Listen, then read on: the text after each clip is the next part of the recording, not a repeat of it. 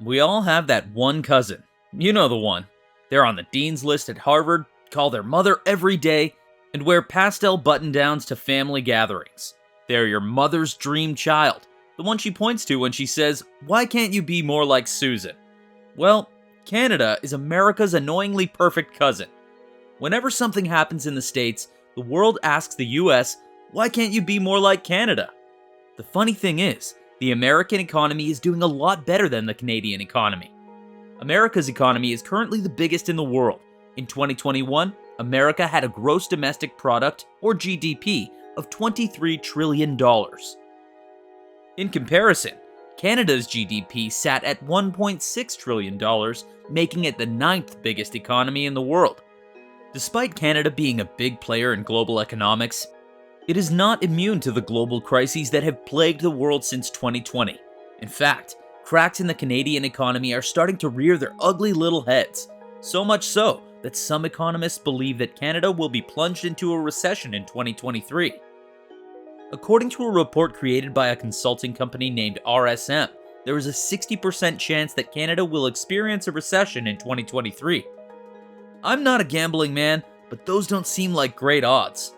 What are some worries about the Great White North, and what can Canada do to stave off economic ruin?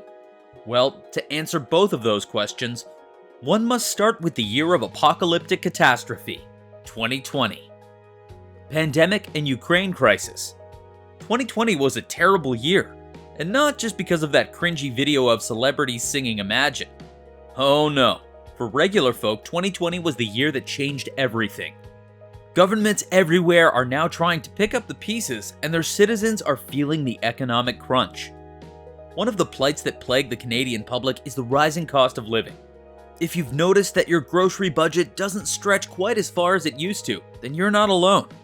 According to the Food and Agriculture Organization, global food prices soared to an unprecedented peak in February of 2022.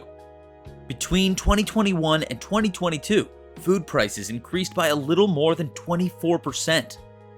The rise in global food prices wasn't the only record-breaking increase experienced by Canadians in 2023. The annual inflation rate also jumped past the 5% mark for the first time in 30 years. With how expensive it is to put food on the table these days, one would think that there would be a wage increase as well. But unfortunately, that wasn't the case. Canadian wages only increased by an average of 2.4%, which is a little less than half of their rising annual inflation. As mentioned previously, the pandemic is largely to blame for the economic issues that the world is currently facing. There have been major supply issues since the onset of the first lockdowns. Overnight, workers were told to stay home and major restrictions were placed on trade. As simple economics dictates, as supply decreases, demand increases, and the price of goods and services balloon. As if the rising prices of food weren't enough of a pressure point, gas prices have decided to join the fray in the competition for record-breaking price increases. It is said that between 2021 and 2022, gas prices in Canada increased by over 50%. This time, the pandemic is not the only factor to blame for the rising prices. No, Canadians can also thank Mr. Vladimir Putin for this development. Just as the world was starting to grasp for air after drowning in the aftershocks of COVID, President Putin decided to spice things up by invading Ukraine in early 2022. As a punishment for this invasion, the world decided to slap Russia with countless sanctions, effectively removing Russian crude oil from the market. As Russia is a massive producer of crude oil, its exclusion from the global market has significantly decreased supply. And as we've learned earlier, decreased supply means increased demand, which means increased price. It is no surprise then that Canadians are feeling the heat. According to the Angus Reid Institute, 70% of Canadians who were questioned admitted to being stressed about money. So there's gas and food. Is there anywhere where the Canadian wallet can find some reprieve? Well, if there is, it certainly isn't in the housing sector, because the situation in this industry is not great, to say the least. Housing crisis. At present, affordable housing is almost impossible to find in Canada's biggest cities. Given that most of the Canadian population lives within these big cities, the lack of affordable housing has become a major issue. given the sheer size of Canada. It is surprising that the population is condensed into such a relatively small area. After all, Canada is the second largest country in the world.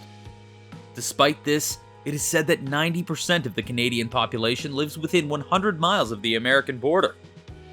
There are a couple possible reasons for this. One possible reason is that the most arable land is said to be found within this area. As such, this area was attractive to those who were interested in the agricultural sector. Perhaps another reason for the population distribution is that some Canadians may find it more beneficial to be close to the US, given that the US is the largest economy in the world. The cost of housing, which is currently rising at the fastest pace since 1990, can also be attributed to other factors. Firstly, as mentioned above, big cities are seeing a massive influx of people. These people consist of both young Canadians and immigrants. Sadly, a period of low interest rates led to a market boom as demand for housing soared. However, Canada has since been unable to keep up with the demand. This has resulted in home ownership being on a sharp decline as the unaffordable costs of housing push more and more Canadians to rent their homes. Even still, young Canadians are spending an arm and a leg on housing. According to Statistics Canada, more than 1/3 of people who live in downtown areas of Canada spend more than 30% of their salary on housing. Consequently, young Canadians have started holding off having children. The average age to start having children has now increased from 27 years old to 31 years old. The housing situation is so terrible that young people are not able to afford something as intrinsic to most human experiences as starting a family.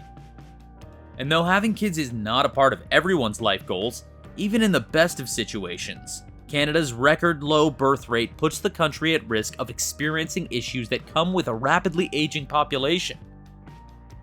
These issues include rising pressure on the labor market and intensified stress on public healthcare and pension systems. Canada is not alone in its decreasing birth rate. The 8th largest economy in the world, Italy, is currently scrambling to come up with solutions to remedy their rapidly decreasing economy. In 2021, the government even started paying people a monthly stipend based on how many children they have. Canada's answer to this issue is slightly different. The country has decided to just ship in more people. Almost like when you forget to make enough food at a dinner party, so you order some additional pizza. By the year 2025, Canada aims to have brought in 1.5 million immigrants.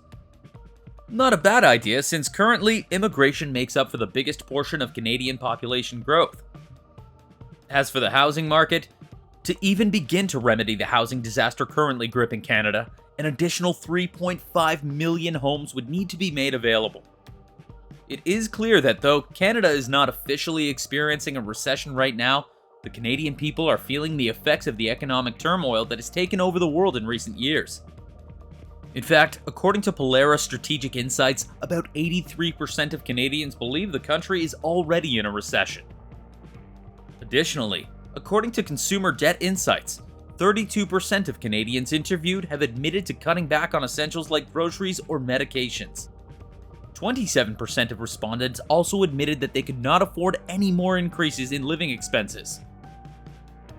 That essentially means that this group of the population is just barely surviving. When one looks at the reality of the Canadian situation, it becomes clearer that life in the Great White North is not all maple syrup and ice hockey. As with any other country, Canada has some deep issues which must be resolved before its people can live a more comfortable and secure life. One can only hope that America's perfect cousin Canada can navigate this bout of economic uncertainty and thrive. After all, the country that produced both Celine Dion and Drake has no choice but to be great.